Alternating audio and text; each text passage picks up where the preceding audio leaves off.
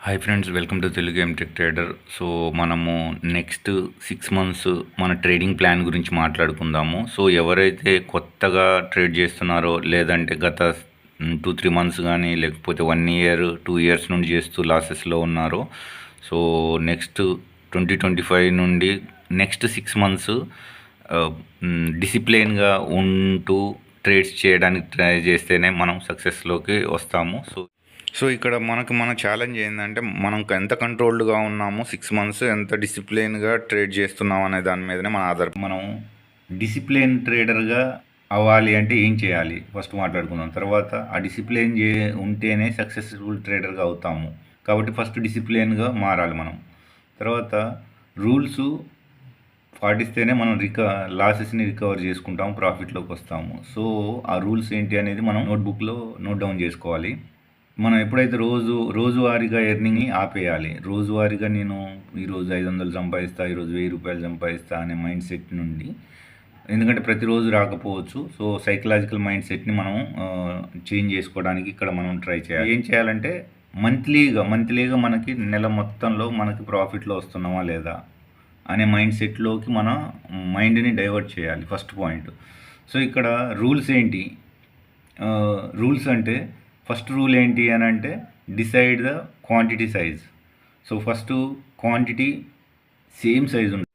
So ఇక్కడ కొత్త వాళ్ళు డైరెక్ట్గా ఆప్షన్స్లోకి రావడం అనేది కరెక్ట్ కాదు. సో ఫస్ట్ స్టాక్స్లో ట్రేడ్ చేయడం అనేది చాలా ఉత్తమం, ప్రాఫిట్ కంటే కూడా. ఎందుకంటే బేస్ వేసుకోవాలి, డిసిప్లిన్ అనేది స్టార్ట్ చేసిన తర్వాతనే ఆప్షన్స్లోకి రావాలి.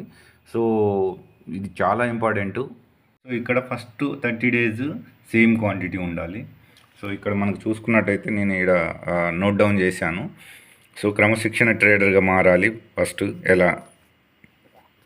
సో ఇక్కడ ఫస్ట్ 6 months రూల్స్లో చూసుకున్నట్టయితే, first 30 days same lot, 1 lot అయితే 1 lot చేయాలి ఆ సేమ్ స్ట్రాటజీ తోటి. తర్వాత next 30 days 2 lots, next 30 days 3 lots, next 30 days 4 lots, next 30 days 5 lots, next 30 days 6 lots. So step by step మనలో డిసిప్లిన్ పాటిస్తున్నాం అనుకుంటే quantity size పెంచుకుంటూ వెళ్ళొచ్చు. సో అది. తర్వాత ఇక్కడ number of trades per day, అంటే రోజుకి ఎన్ని ట్రేడ్స్ చేయాలి. సో 2 trades, రూల్ నెంబర్ 2 ఏంటంటే 2 trades per day. First trade ఏం చేయాలి? ఒకవేళ స్టాప్ లాస్ హిట్ అయిందనుకో, సెకండ్ ట్రేడ్కి వెళ్ళొచ్చు. ఒకవేళ సెకండ్ ట్రేడ్ కూడా స్టాప్ లాస్ హిట్ అయిందనుకో, ఇంకా సిస్టమ్ క్లోజ్ చేసేయాలి. ఈరోజు మనది కాదు, సైడ్ వేస్ మార్కెట్ అని చేయాలి. సో ఫస్ట్ ప్రతిరోజు ట్రేడ్ చేయాలనే మైండ్ సెట్ని కూడా తీసేయాలి. సో అదొకటి. సో కరెక్ట్గా లాజికల్ ఎంట్రీ తీసుకొని ఫస్ట్ ట్రేడ్ ప్రాఫిట్ వచ్చిందనుకో, సిస్టమ్ క్లోజ్ చేసేసి మనం బయటికి వెళ్ళిపోవాలి. First trade stop loss hit అయితేనే సెకండ్ ట్రేడ్ తీసుకోవాలి. So rule number 3, risk reward maintain చేయాలి 1:2.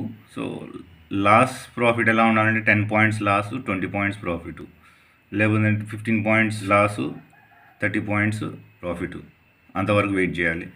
సో ర్యాండమ్ ట్రేడ్స్ అనేవి చేయొద్దు, నో ర్యాండమ్ ట్రేడ్స్.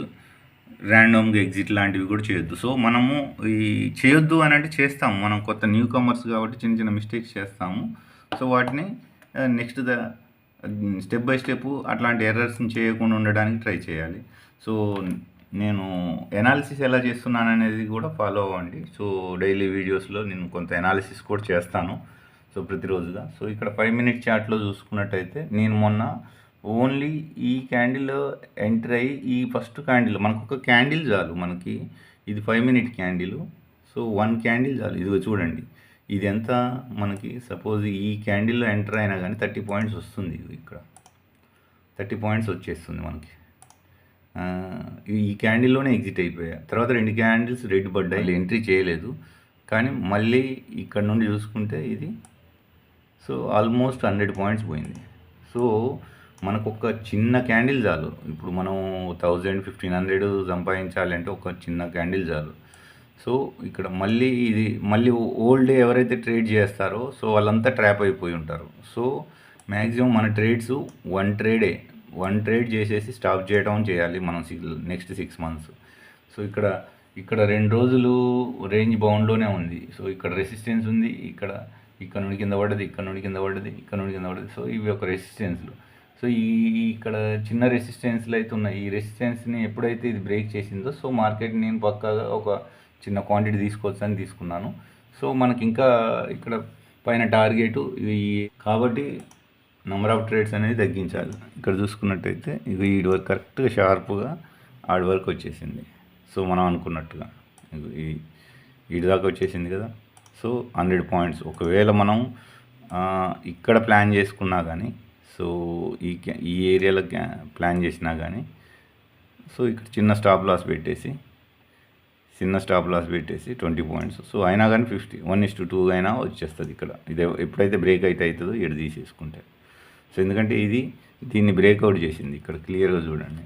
సో ఇక్కడ ఈ లైన్కి సో ఈ క్యాండిల్ అనేది బ్రేక్అవుట్ ఇచ్చింది. సో బ్రేక్అవుట్ ఇచ్చినప్పుడు ఎంట్రీ తీసుకున్నప్పుడు సో మనకి ఇక్కడ పక్కాగా 1:2 ఇక్కడ 18 పాయింట్స్ అంటే 36 పాయింట్స్ మనకి ఈ ఏరియాలో ఎగ్జిట్ అయిపోయినా కానీ 1:2 వచ్చేస్తుంది ఇక్కడ.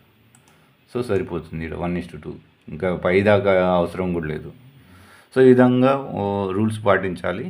సో అది ఫ్రెండ్స్, నా అనాలిసిస్ నచ్చినట్టయితే లైక్ చేయండి, షేర్ చేయండి, సబ్స్క్రైబ్ చేయండి. అదేవిధంగా మీకు ఏమైనా డౌట్స్ ఉంటే కామెంట్ బాక్స్లో పోస్ట్ చేయండి.